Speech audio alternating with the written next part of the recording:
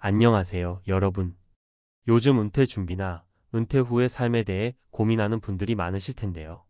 저도 한때 내 은퇴는 이렇게 준비해야지라는 생각에 여러 가지 방법을 찾아보곤 했습니다. 오늘은 특히 60대 베테랑 변호사, 은퇴 후 단칸방에서 월 100만 원으로 생존하는 이유라는 제목으로 한 이야기를 나눠보려고 해요. 처음엔 믿기 어려울 수도 있는 이 이야기는 오랜 시간 열심히 일하며 안정된 수입과 사회적 지위를 누렸던 한 변호사가 은퇴 후 선택한 삶의 방식에 관한 것입니다. 바로 단칸방에서 월 100만 원으로 생활하며 자신만의 철학과 가치를 지켜나가는 이야기인데요. 그 배경과 이유, 그리고 실제 사례들을 통해 여러분도 은퇴 후 삶에 대해 다시 한번 생각해 볼 수 있지 않을까 합니다. 1. 은퇴 준비와 삶의 전환, 왜 이렇게 선택했을까? 우리 사회에서는 더 많이 벌고 더 크게 살자는 말이 익숙하지만 어느 순간 정말 내가 원하는 삶은 무엇일까? 라는 물음이 찾아오곤 합니다. 특히 60대에 접어들면서 겪는 신체적, 정신적 변화와 함께 은퇴라는 큰 전환점 앞에서는 그동안의 삶과 앞으로의 삶에 대해 다시 한번 깊이 고민하게 되죠. 저희 주인공, 60대 베테랑 변호사 김모 씨가 겪는 오랜 시간 법정과 로펌에서 활약하며 월 500만 원 이상의 수입을 자랑하는 성공한 인생을 살아왔습니다. 하지만 은퇴를 맞이하면서 그는 내가 정말 행복한 삶을 위해 필요한 건 화려한 외양이나 과도한 소비가 아니라 오히려 단순하고 진정성 있는 삶이 아닐까? 라는 생각을 하게 되었어요. 결국 그는 은퇴 후 더 큰 자유와 자기 결정권을 위해 물질적인 부를 축적하는 대신 생활비를 줄이고 자신에게 진정 필요한 것을 찾기로 마음먹었습니다. 2. 단칸방과 월 100만 원 생활, 그 실체는? 많은 분들이 월 100만 원이면 너무 부족하다며 걱정할 수 있지만 김모 씨는 은퇴 후 자신이 진정으로 원하는 시간의 여유와 마음의 평안을 얻기 위해 생활비를 대폭 줄였습니다. 그는 단순히 돈이 부족해서가 아니라 오랜 시간 동안 고정관념에 묶여 살아온 자신을 해방시키고 싶었기 때문입니다. 단칸방이라는 제한된 공간 안에서도 그는 자신만의 작은 정원과 같은 분위기를 만들어냈고 불필요한 소비를 줄여 생활비를 관리하며 남는 시간에는 독서와 산책, 자원봉사 같은 활동으로 마음의 풍요를 채웠습니다. 돈이 많다고 해서 행복이 보장되는 건 아니지라는 그의 생각은 결국 은퇴 후 자신에게 진정한 가치를 부여하는 선택이었습니다. 3. 실제 사례로 본 은퇴 후의 삶의 변화. 이제 이와 비슷한 선택을 한 3가지 사례를 소개해 드릴게요. 각 사례마다 배경은 다르지만 공통적으로 물질적 풍요보다 정신적 만족을 선택한 점에서 큰 공감을 살 수 있을 것입니다. 사례 1. 법조계의 베테랑 김모 씨의 이야기. 앞서 말씀드린 김모 씨는 한때 성공한 변호사로서 높은 수입과 명성을 자랑했지만 은퇴 후엔 기존의 화려한 생활 방식을 뒤로하고 단칸방에서 소박하게 지내기로 결정했습니다.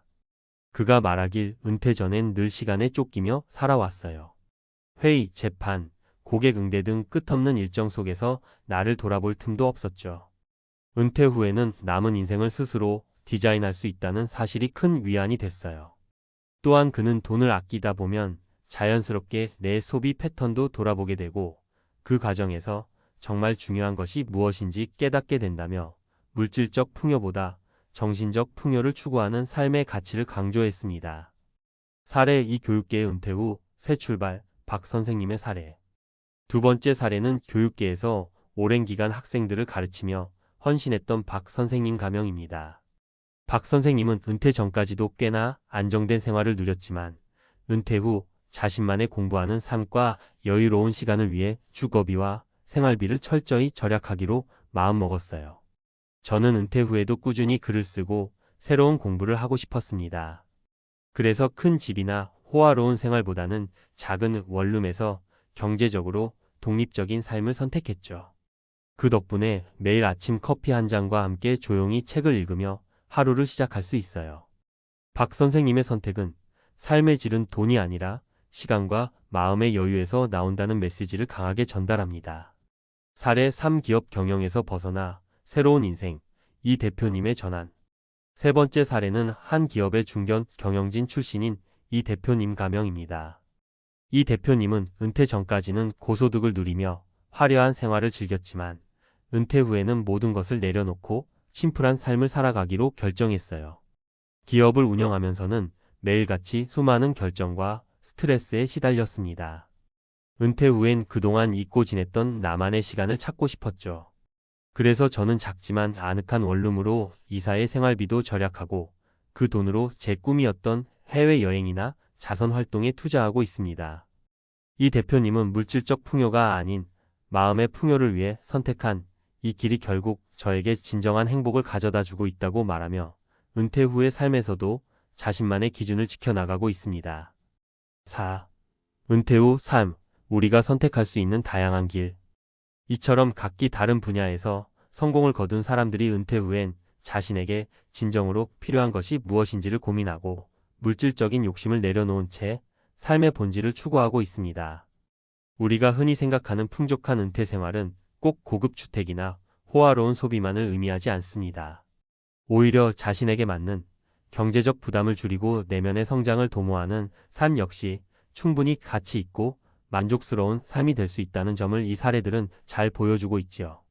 은퇴를 앞두고 있거나 은퇴 후의 삶에 대해 고민하는 분들께 전하고 싶은 메시지는 남들이 정해준 성공의 기준에 얽매이지 말고 자신의 가치관과 행복을 다시 한번 생각해 보라는 것입니다.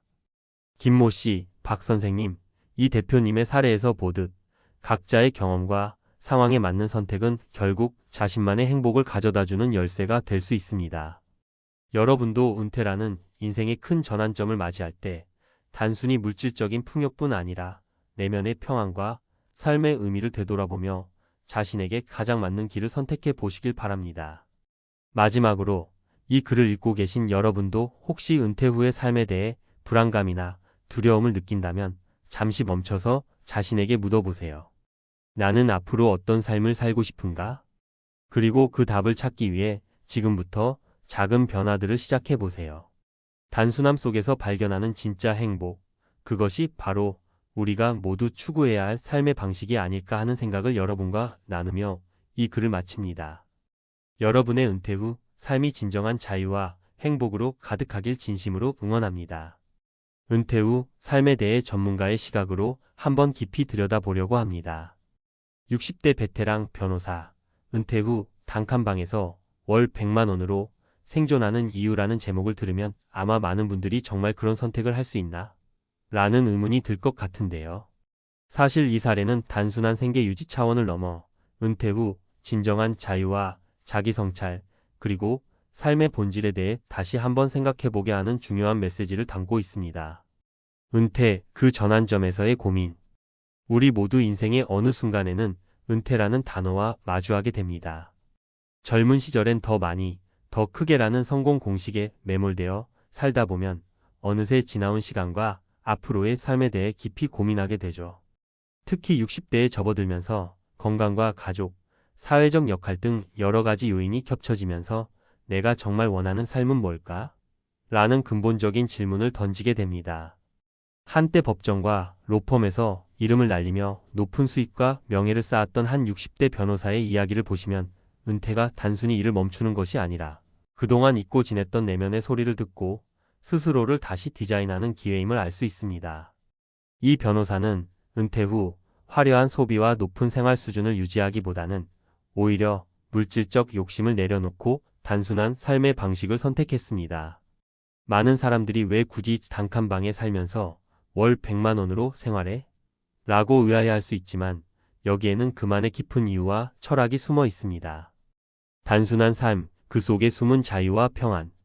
은퇴 후 단칸방에서 생활하는 선택은 단순히 돈이 없어서라는 문제가 아닙니다.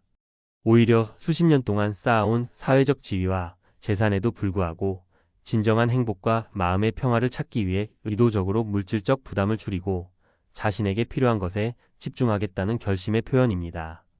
더 많은 물질적 풍요가 반드시 행복을 가져다 주진 않는다라는 인생의 교훈을 몸소 체험한 결과라고 할 수 있지요. 이 변호사 씨는 은퇴 전 분주한 일정과 끊임없는 업무에 시달리며 자신을 잃어버린 경험이 많았다고 합니다. 매일 반복되는 회의, 재판, 고객 상담 속에서 진짜 나가 누구였는지, 어떤 삶을 살고 싶은지에 대한 고민은 뒷전으로 밀려났죠. 그러던 어느 날 은퇴를 앞두고 자신에게 이대로 가도 내가 행복한가? 라는 질문을 던지게 됐습니다. 그리고는 과감히 기존의 생활 패턴을 내려놓고 간소하지만 나답게 사는 삶을 선택한 것입니다. 단칸방이라는 제한된 공간 속에서도 그는 자신만의 시간을 만들어 갔습니다. 작은 방 한켠에 자그마한 서재를 꾸미고 매일 아침 조용히 커피 한 잔과 함께 독서를 즐기며 하루를 시작하는 모습은 단순한 생활이 가져다주는 자유와 평안을 상징합니다. 내게 정말 필요한 것은 남들이 정해준 성공의 기준이 아니라 내가 스스로 선택한 시간과 공간이라는 생각이 그의 삶을 지탱하는 원동력이 된 셈입니다. 전문가가 본 은퇴 후 삶의 재정의. 전문가 입장에서 보자면 은퇴 후의 삶은 단순히 경제적 안정만을 의미해서는 안 됩니다.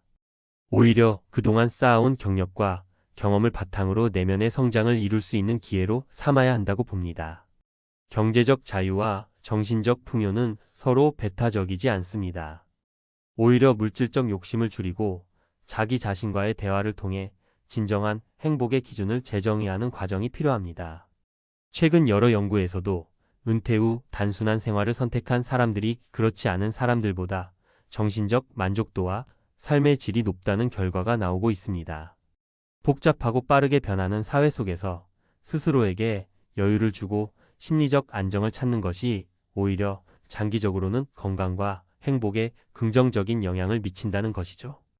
우리가 흔히 풍족한 은퇴 생활이라고 상상하는 것은 반드시 고급 주택과 호화로운 소비가 아니라 자신에게 맞는 삶의 방식, 그리고 그 안에서 찾는 소소한 기쁨일 수 있다는 점을 잊지 말아야 합니다. 구체적인 사례들이 주는 시사점. 이와 비슷한 사례는 단 한 사람의 이야기로만 국한되지 않습니다.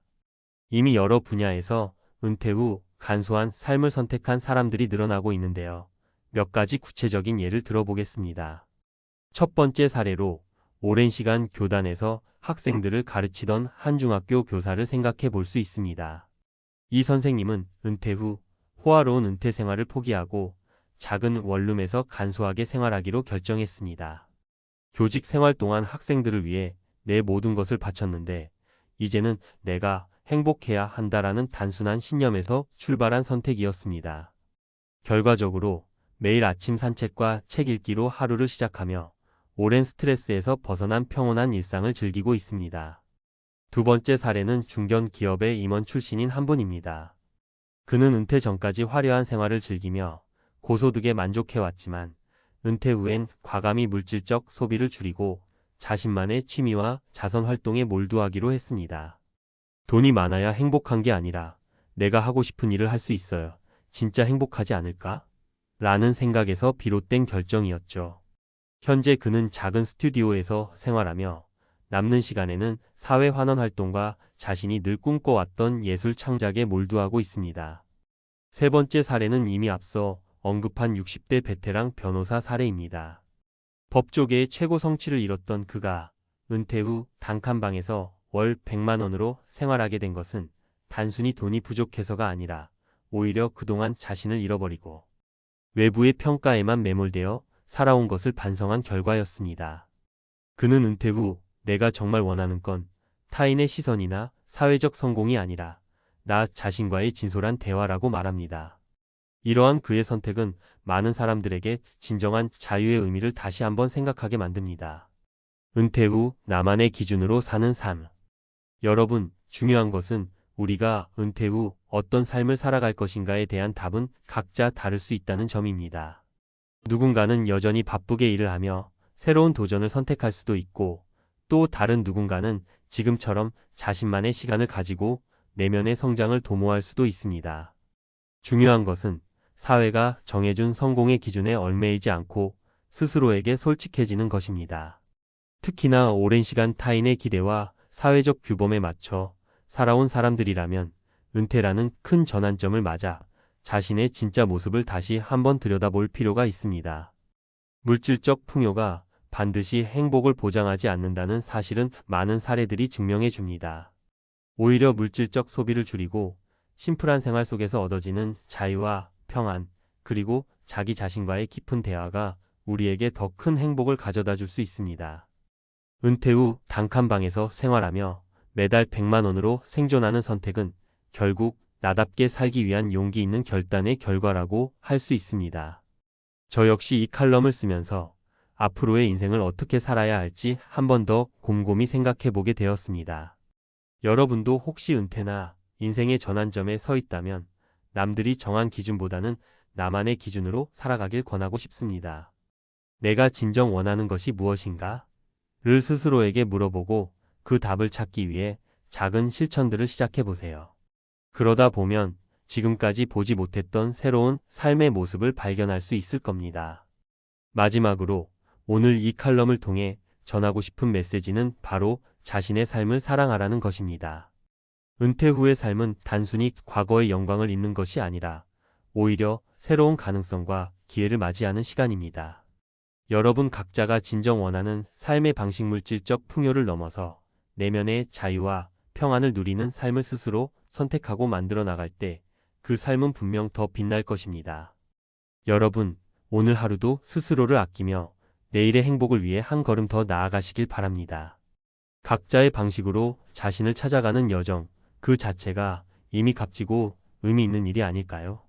이 칼럼이 여러분의 선택에 작은 힘이 되길 바라며 앞으로도 계속해서 진솔한 이야기와 유익한 정보로 여러분과 소통할 수 있기를 기대합니다. 감사합니다.